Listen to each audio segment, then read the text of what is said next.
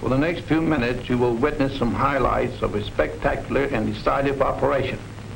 A few brief flashes on the screen will bring you the end product of years of training and planning and construction.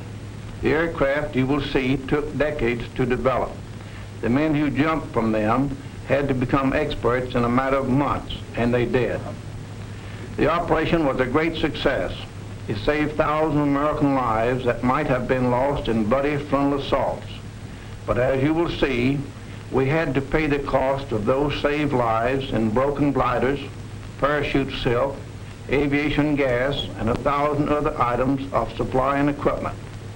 This is not a war that can be won by dollars and cents alone, but neither can it be won without dollars and cents.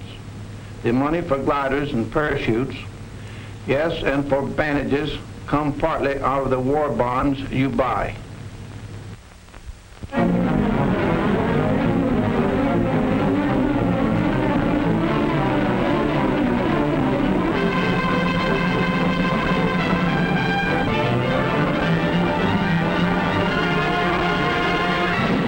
Communique number 1, June 6th, Allied headquarters.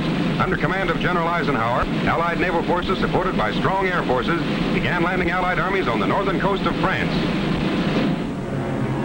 The greatest news story in 1944. D-Day, H hour. That fateful moment for which the whole world held its breath.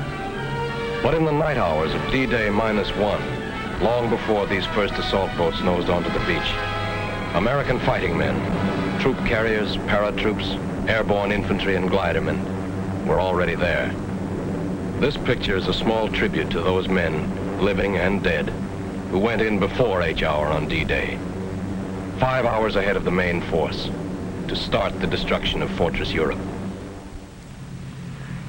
Their story begins in a village in England. Not the kind of village that you ever saw or read about, but a strange, unsightly place, one that had sprung up almost overnight and was known to its citizens as Shantytown. Its buildings were fashioned entirely from heavy boxes and shipping crates used in transporting thousands of gliders from the United States. It was a growing community. Every time a glider moved out of its crate, there were impatient tenants waiting to move in and set up housekeeping. Or perhaps a business establishment. And everyone in town was there for one purpose, for the day when they would join forces with the British to make the big jump. The jump that would carry them not only across the English Channel,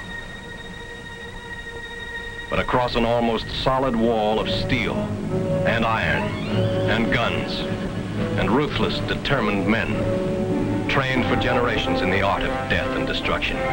But impregnable as these defenses appeared, we had a plan to surmount them.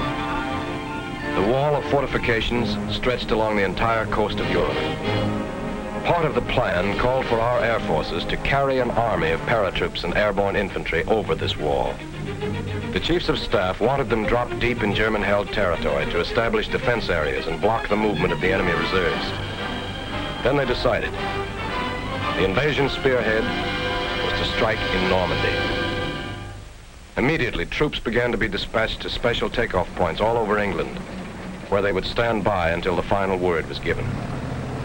Heroes in the making rode the highways of England that day, busloads of them. As to how they felt riding into their first real battle, well, we'll let one of them tell you. It was just another ride at first, taking us somewheres for another training hop, maybe. After 18 months of training, you get so you don't expect anything else. At least that's the way we paratroops figured, and I guess the glider guys felt pretty much the same. But we found out different. They took us to a sealed airport where nobody was allowed in and none of us allowed out. This didn't bother the hot lick swingsters. We kept in shape with regular exercises and then maybe a game or two. We knew there was something cooking now, something big. And we spent any spare time we could find in reading letters from home or maybe writing one to the folks and that special girl. Invasion markings painted on every ship and glider brought the whole thing even closer to us. We'd soon be on our way. Money was passed out. The kind you can spend in France. They hadn't forgotten a thing we'd need. Neither had we. But when these were taken care of, not many of us forgot that for our kind of guys, knives and guns aren't enough.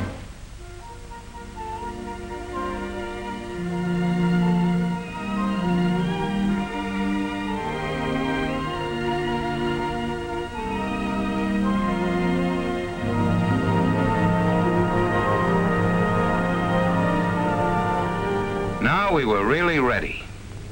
General Ike nearly tore his pants stepping over the barbed wire, but he didn't care. He wanted to talk to us. Ike had a lot of questions to ask. What's your name, soldier, he says. Where's your hometown? Who's the toughest man in the outfit? We told him we'd give him the answer to that last one when we got back. He inspected a few of the boys who really have to be tough. The Pathfinders. They go in ahead of all of us and plant signal markers so we can find a way. They live on a steady diet of danger. When Ike got through with us, we were all keyed up, raring to go. And then it was time. Most of these men had never seen real combat, but remember them. Look at their faces. They've seen plenty of action since. They're the boys of the 82nd and 101st Airborne Divisions. The men who faced von Rundstedt in Belgium, stopped them cold at Bastogne and Stavelot.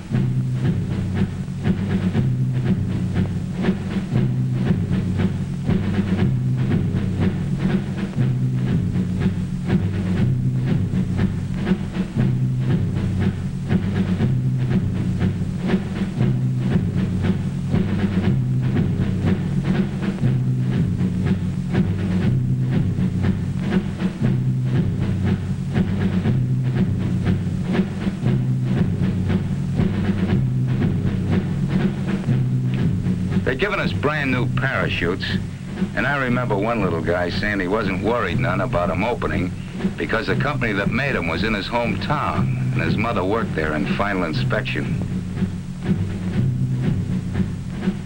A few of the outfits got the idea they ought to show the Germans we had Indians in America. Here they are. Indians from the Loop, from Back Bay, and the Bronx.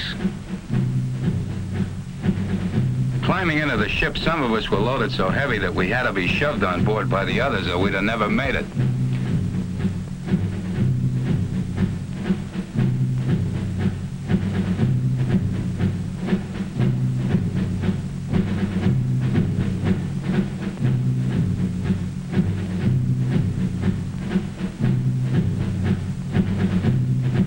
The loading went on into the night.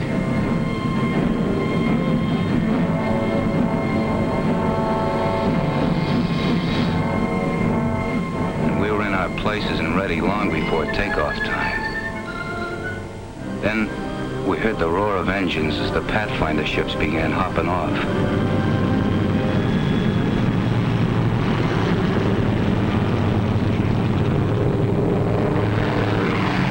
We knew we'd be following soon after. That takeoff was something I'll never forget. Sure, we'd all made a lot of training hops, but this was different. Like the first time you ride a bicycle, only with a whole lot farther to fall if anything goes wrong.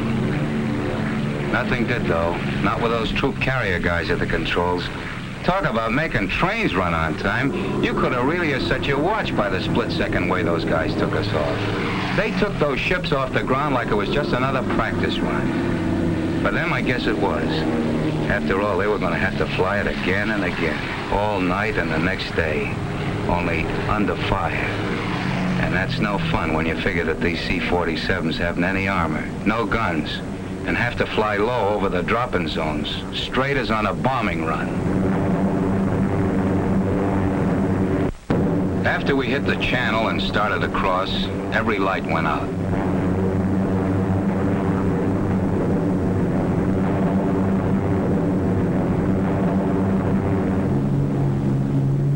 We had no idea where we were when we got the order to stand up and hook up.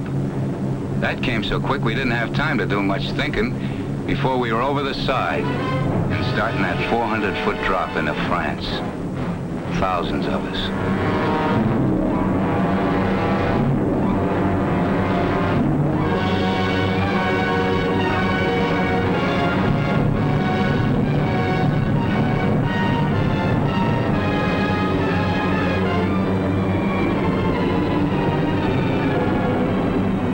far behind came the first bunch of gliders. It seemed forever before they hit the ground. They were like clay pigeons for the German snipers. The glider pilots really had their hands full bringing those babies down in the dark that way. There were darn few signal lights to help them find their way. The Germans had caught on with crossfire almost from the minute they'd set down. They had to do their work lying flat on the ground. But those gliders got down. And the troops and guns inside them got into the fight. The pilots fighting right along with them. I guess we did plenty of damage that night. Yes, they did plenty of damage. Blocking road junctions, knocking out bridges, capturing fields for airstrips, and all the while, out in the channel behind them, Navy guns kept slamming away at the beaches, softening things up for the big push that would begin at dawn, clearing the way for the biggest invasion in history, the greatest movement of men and supplies.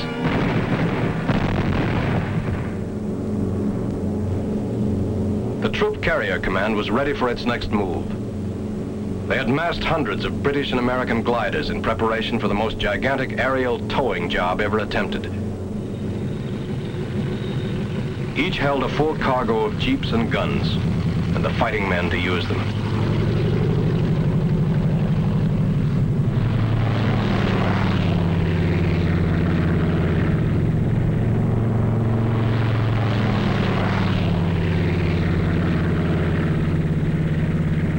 The lives and success of those who were already in France depended on the flight of this vast armada. They were greatly outnumbered and desperately needed these reinforcements. How they got them, a story of two-way air traffic and an unbroken chain of planes and gliders stretching from England to France and back again, is best told by a man who was a part of it all. Maybe we glider pilots didn't show it, but we were as excited over flying across that English Channel as Blériot must have been when he flew it for the first time, years before most of us were born. He didn't have much of an airplane under him, but then there weren't any German guns waiting for him on the other side. We did a bit of wondering about those guns as we started out over the Channel, and the lighthouses of England began slipping away beneath us. And what about the German Luftwaffe? This was its big chance. Our air forces had established air supremacy, sure. We had a regular umbrella of fighters over us. But if there was ever a time the German flyers would try anything to break through, this was that time. But we never saw a German plane. Approaching the French coast, the ack-ack and gunfire seemed harmless and far away. For those who were right in it, it was different.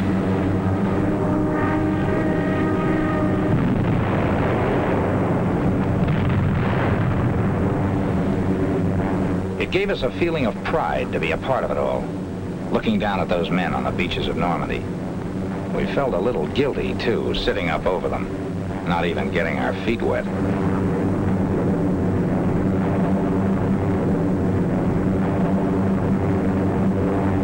The Germans flooded entire areas to slow us up if a beachhead was established. We kept watching for those who had gone in during the night, but we only saw their parachutes. There was no sign of them.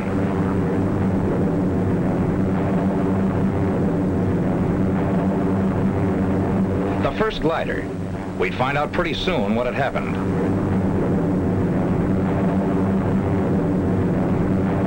Cut loose. Roger. So long.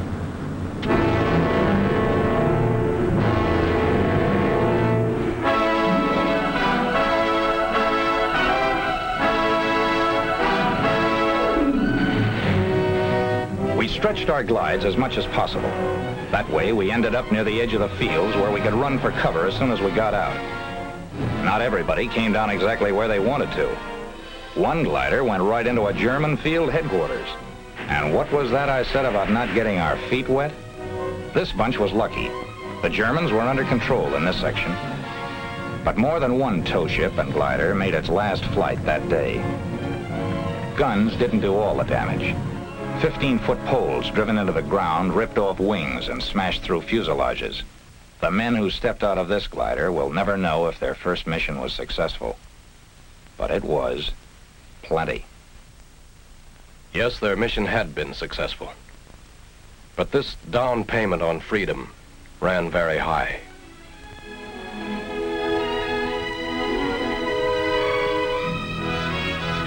These broken wings served the highest purpose. They carried an army into Normandy.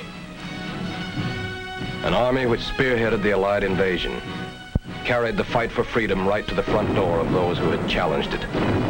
A ring of steel and iron and guns and determined free men was closing in.